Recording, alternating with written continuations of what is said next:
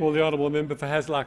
Thank you, Deputy Speaker. It's been interesting listening to the points raised by colleagues across the chamber, because I wonder if those comments would have been the same during the Dawkins period when the major reforms were occurring, because the changes were significant. They weren't minimalist.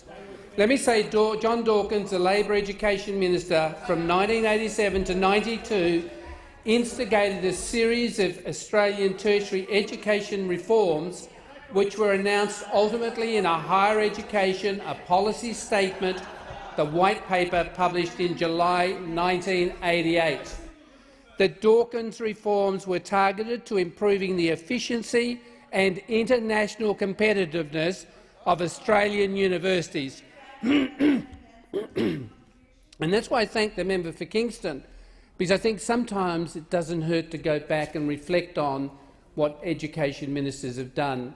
And certainly over a period of time, the member for Kingston, let me tell you, the greatest reforms in education were under Dawkins, and many cuts were made of a substantial nature, including ABSEC and changes to ABStudy, which took away the advantages for Indigenous Australians. Let me also say Australian universities, as well as the perceived or real brain drain of talented young Australians overseas being lost to this country. Let me remind those on the other side of the chamber that Dawkins reforms included income contingent loans for tuition fees through the HECS, conversion of all colleges of advanced educations into universities, which was opposed by the G08 universities, who argued that by doing that you were dumbing down courses, that the expansion into the TAFE sector was a problem from a university perspective. It took a career pathway away from a vocational focus, which universities in the TAFE sector were certainly hooked into. Universities to provide plans, profiles and the provision of statistics to justify courses and research.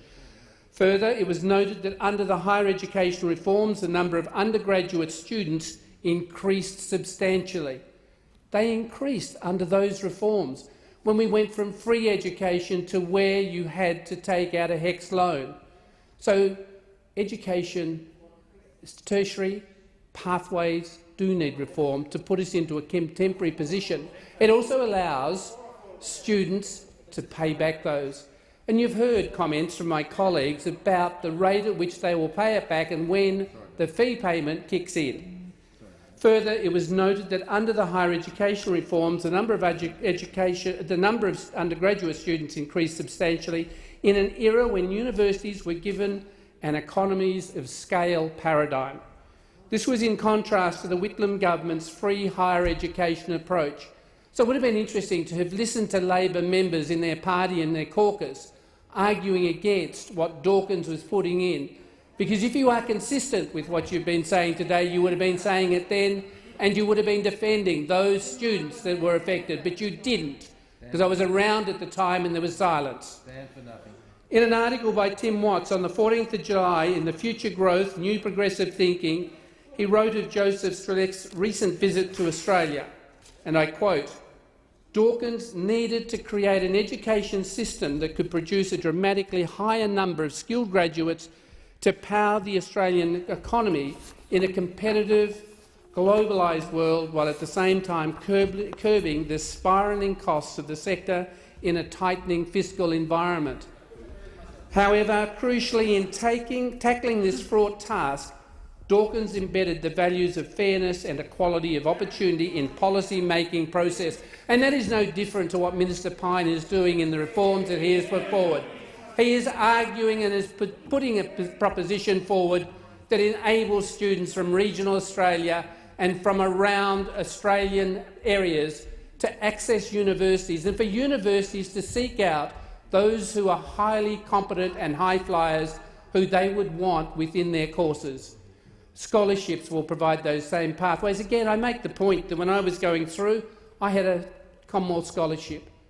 It gave me the opportunity to achieve an outcome. It was provided by the Commonwealth, and it was a good system because it enabled country kids to get into the university pathway. Dawkins certainly had some detractors, but there was an interesting article by Dean Ashenden in Essays and Reportage Decline and Fall on the 22nd of November 2012. Order. The honourable member's time has expired and I call the honourable member for Hotham.